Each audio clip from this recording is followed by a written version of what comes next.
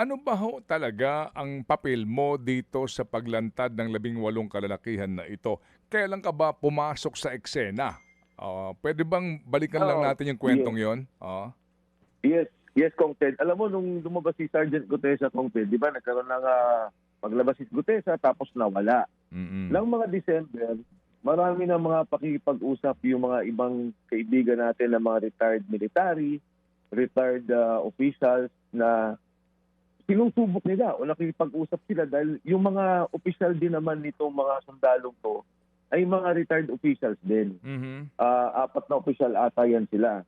So ako naman, siyempre pagdating na doon, hindi na ako nakikialam dahil nga yung kay Sergeant Gutesa, ano naman yun dumaan yun sa isang kaibigan mula sa pamantasan ng Pilipinas, pinakilala sa akin, nagkwento, at pinakilala ko kay Senator Marcoleta.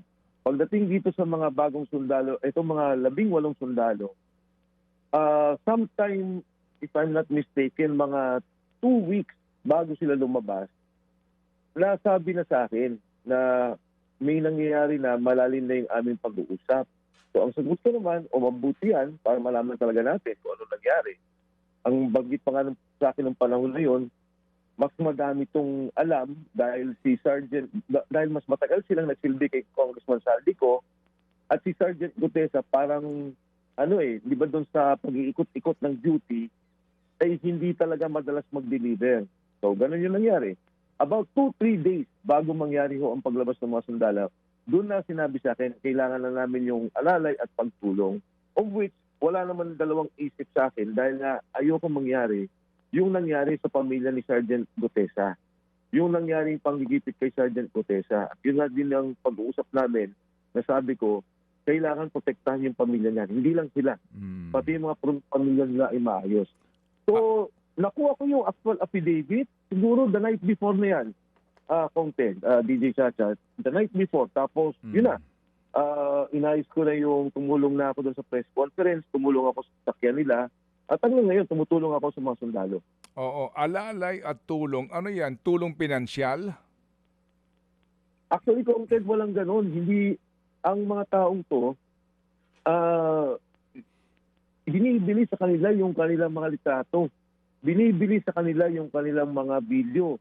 Hanggang sa ngayon, sa aking pagkakaalam, kinakausap sila, ino-opera ng pera. Hindi ganun yung intensyon ng mga taong to eh. Ang intensyon ng mga taong to, may talagang bigyan na ng tuldok yung nakita nilang korupsyon. Alam mo, Kong magugulat ka. Sabi ko, contractor yan di ba si Kong Saldi noon pa? Dahil alam naman natin, contractor na si Kong Saldi noon pa. Sabi nila, yes sir. Pero sir, ngayon lang namin nakita yung delivery simula ng 2022 September, kung di ako nagkakamali, September, na talagang 3 beses isang linggo ang aming ginagawa. At talagang mali-mali talaga yung ginagawa namin na pag-deliver sa mga tao.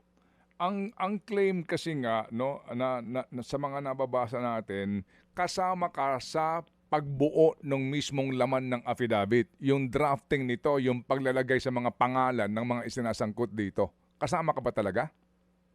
Wala, Kong Ted. Unang-una, hindi ko alam yung kwento ng mga sundalo. Pangalawa, hindi naman ako abogado. Ang abogado ay si Tony Levy Baligod.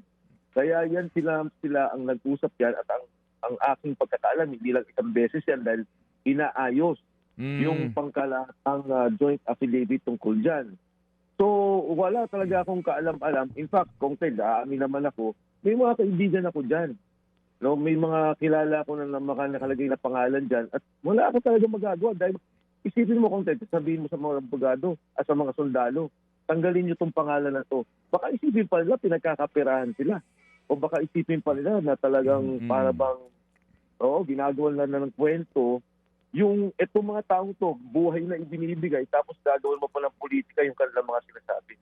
Mga kapatid, para sa iba pang mga balita at impormasyon, sundan niyo po kami sa X, Instagram, Facebook at syempre sa TikTok, True Network PH. Mag-subscribe din po kayo sa aming YouTube channel, True Network. May website din po tayo, truenetwork.ph, at pwede niyo rin po kaming mapanood sa Channel 19 ng aming True FM TV. Lagi pa rin makinig sa radyo dito po sa 105.9 True FM dahil dito, laging true sa'yo, kapatid. Ito tayo sa totoo, tunay at tapat.